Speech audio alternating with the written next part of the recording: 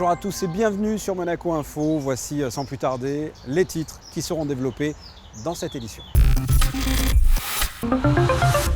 Le salon Ever Monaco se déroule en ce moment au Grimaldi Forum. Focus aujourd'hui sur les différentes courses consacrées aux énergies renouvelables. Vous connaissez le Sportel Monaco, traditionnellement en octobre. Eh bien, la présentation dans ce journal de sa déclinaison aux États-Unis. L'édition 2017 vient de se tenir à Miami.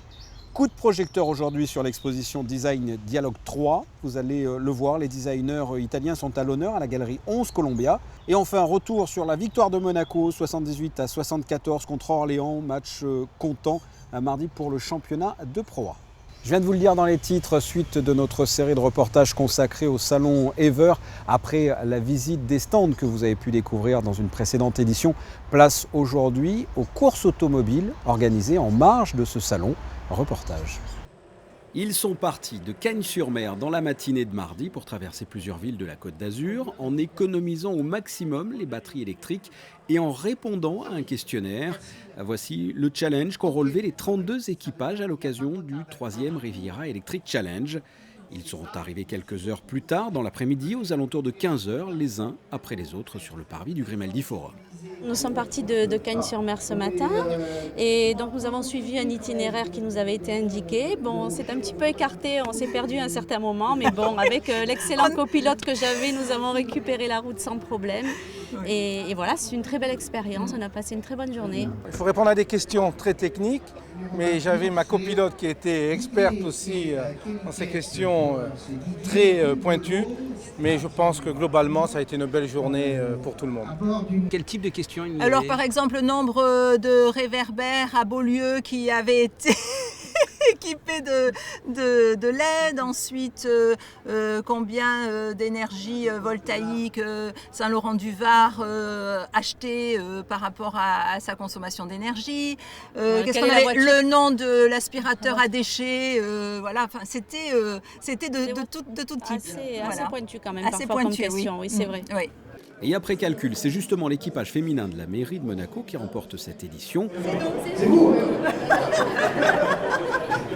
Karine Ardisson et Françoise Gamerninger ont répondu le mieux aux questions en optimisant leur conduite. Autre course, mais à venir, départ le 24 mai du Danemark pour arriver le 1er juin à Monaco, le V-Trophy, un rallye de véhicules électriques en partenariat avec la Fondation Prince Albert II. L'annonce a été faite au salon Ever.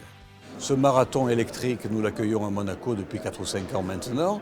C'est une initiative remarquable puisqu'elle consiste à faire partir des véhicules chaque année d'une ville d'Europe différente pour rejoindre Monaco.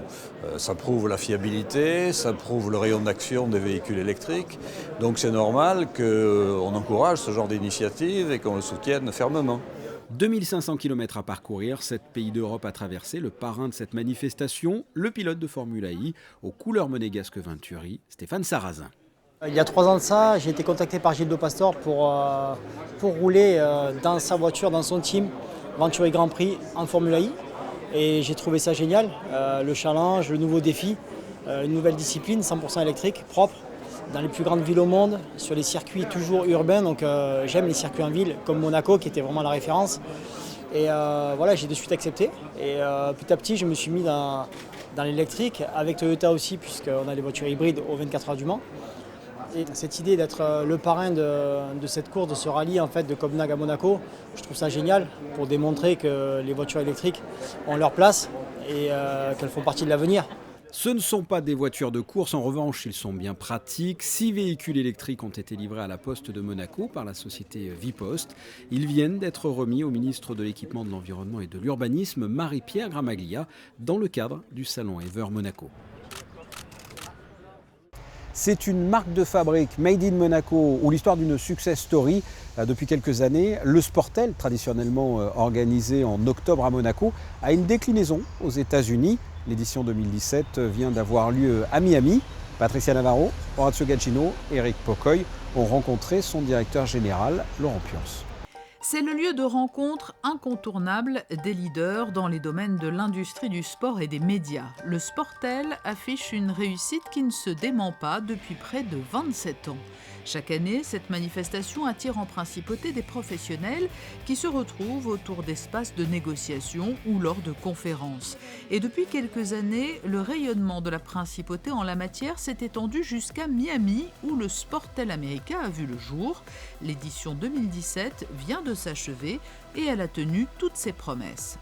Le bilan est plus que positif, puisque nous avons enregistré 640 participants, plus de 331 sociétés.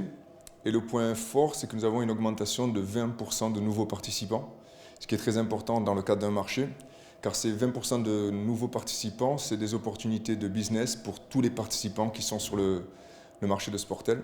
Et d'ailleurs, c'est dans cette voie-là que nous souhaitons développer la manifestation, dans le but d'attirer sur Sportel America de nouveaux acheteurs, notamment d'Amérique du Sud. La formule rencontre un tel succès outre-Atlantique que l'an prochain, un Sportel Summit, une nouveauté encore, se tiendra en Floride au mois de mai, un rendez-vous supplémentaire qui viendra compléter l'offre en appui de l'événement fondateur que reste le rendez-vous monégasque. Le Sportel Monaco, c'est la plus grosse manifestation aujourd'hui des trois manifestations Sportel, puisqu'aujourd'hui on a le Spring Market, le Sportel Monaco et désormais le Summit. Le Sportel Monaco, c'est plus de 3000 participants, 200 exposants, ainsi que de conférences également. Donc on peut dire que cette manifestation est une manifestation qui apporte des retombées économiques importantes pour la principauté et qui est en plein développement, car depuis 4-5 ans, le marché s'est développé, le nombre de participants a nettement évolué et le nombre d'exposants pareil. Et cette année, c'est du 23 au 26 octobre que se déroulera l'édition 2017 du Sportel au Grimaldi Forum. Pour la deuxième année consécutive, la grande soirée de gala, la nuit des Sportel Awards, sera ouverte au public qui pourra ainsi côtoyer de véritables légendes du sport. Coup de projecteur aujourd'hui sur une exposition proposée à la galerie 11 Colombia dans le quartier du Larvotto. Vous allez le voir, les designers italiens sont à l'honneur. Reportage de Sandrine Nègre, Marcel Arbona et Eric Pocoy. La Gate 5 Gallery a été une nouvelle fois invitée par la galerie 11 Colombia à mener une conversation autour du design, un dialogue entre le moderne et le contemporain. L'occasion de découvrir ou de redécouvrir des pièces historiques réalisées notamment après-guerre entre 1950 et 1970. Il y a une pièce assez exceptionnelle pour partir dans le design moderne des années 30, qui est une pièce unique, muséale, de Pietro Chiesa, qui est ce lampadaire qui est totalement authentique. On a les dessins faits à la main de Pietro Chiesa, qui était directeur de la société Fontana Art. Et ça, c'est une pièce muséale qu'on a amenée à Monaco. De même que ce miroir de Max Ingrand, pareil, du verre de Fontana Art, qui est une pièce spectaculaire. Dans le design historique, pour continuer, la pièce iconique de Gio Ponti, qui est la Distex, Distex qui veut dire distendere, se détendre. C'est le premier dans les années 50 à dessiner à mon avis, fauteuil le plus confortable qui soit. Ensuite, toujours on a voulu faire un hommage à Ettore Sottsass du groupe Memphis, en amenant les 2 fauteuils Canada, et spécialement pour Monaco, et aussi par rapport à l'œuvre de Ettore Sottsass, on l'a recouvert de rayures qui rappellent évidemment le travail de Sottsass. On a aussi une très très belle librairie de Gio Ponti. Lampes, chaises, tables, canapés et même vases.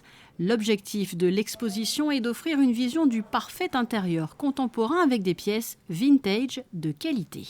À l'inauguration, nous avions de grands collectionneurs, qui sont aussi d'ailleurs des collectionneurs d'art, parce que le design de collectionneur est relativement récent, ça fait 15 ans à peu près que commence à apprécier, à collectionner le design.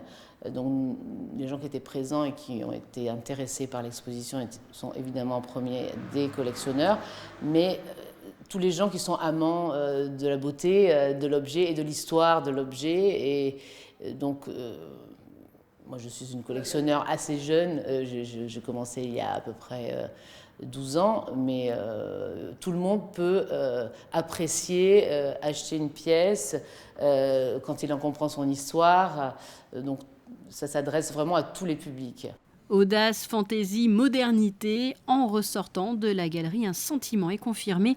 L'Italie compte bien plusieurs valeurs sûres du design. Une autre exposition aux accents italiens est également proposée, cette fois-ci du côté du quai Antoine Ier, sur le thème de la Dolce Vita sur la French Riviera. Passons au sport et au basket. Après sa brillante victoire face à l'Asvel ce dimanche, la Rocca Team a enchaîné un deuxième succès en 3 jours à la salle Gaston Médecin. Victoire 78-74 face à Orléans. Frédéric Hélion revient sur cette rencontre. Avec 3 espoirs sur la feuille de match et une base arrière décimée, Ouattara, Gladir, Schuller et Zach Wright sont blessés. La Rocca Team a trouvé les ressources pour venir à bout d'Orléans qui lutte pour sa survie en Pro A.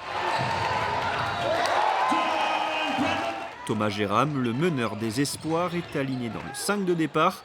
Côté scoring, Dibost et Nick Caner-Medley marquent les 10 premiers points pour les Rouges et Blancs, 19 après 7 minutes. Gabriel Olaseni, le pivot orléanais, inscrit 7 points dans le premier quart-temps, 15-14 pour l'OLB. Kyle McAlarney plante 2 tirs à 3 points en début du deuxième quart-temps, plus 6 Orléans. Nick Caner-Medley met la machine en route avec 7 points consécutifs, bien suppléés par Jordan Aboudou qui met dedans à 3 points. Paul Rigaud dans le même spot, 33 partout après 19 minutes. Jordan Aboudou sort une claquette dunk énorme au buzzer, plus de Monaco à la mi-temps. Paul Rigaud poursuit sur sa lancée après le très bon match face à l'Asvel. 8 points pour lui dans le troisième quart-temps, au drive avec le end-one, puis à 3 points. Amarassi marque 2 paniers sur les 2 dernières possessions du carton, plus gros écart du match, 59-52 à la fin du troisième acte. Orléans prend feu à 3 points dans le dernier quart-temps, 6 réussites longue distance, avec notamment toujours McAlarney. Amarassi répond. Puis Jordan Aboudou montre toute sa panoplie. Le gros dunk en contre-attaque, puis le 3 points en catch and shoot, 69-63 Monaco. Somerville sur ce panier ramène Orléans à 1 point. Et malgré quelques shoots improbables à 3 points, Dibost, 17 unités, 6 rebonds, 4 passes, scelle le sort de la rencontre sur la ligne des lancers francs, 78-74 Monaco. J'ai scoré aujourd'hui. Après voilà, on sait tous que c'est pas mon rôle, mais voilà, comme tu as dit, des fois, comme on l'a dit en début d'année et comme tous les joueurs l'ont dit dans l'équipe, voilà, on est une grosse équipe. On sait que tout le monde peut mettre des points. Ce soir, il y avait des absents, donc j'ai pris ce que le jeu m'a donné et voilà, ça a marché, j'ai mis mes points. C'était un match assez compliqué. On avait un blessé de plus comparé au match de l'Asvel, Zach, donc c'était assez compliqué. Une équipe relégable qui joue la survie. Donc voilà, on savait qu'ils allaient être très agressifs, qu'ils allaient vouloir jouer la victoire à fond et profiter de nos faiblesses au poste extérieur. Mais on a répondu présent, on a quand même mis assez d'impact physique malgré les absents. Et voilà, surtout les espoirs ils ont apporté vraiment beaucoup, ils nous ont aidés.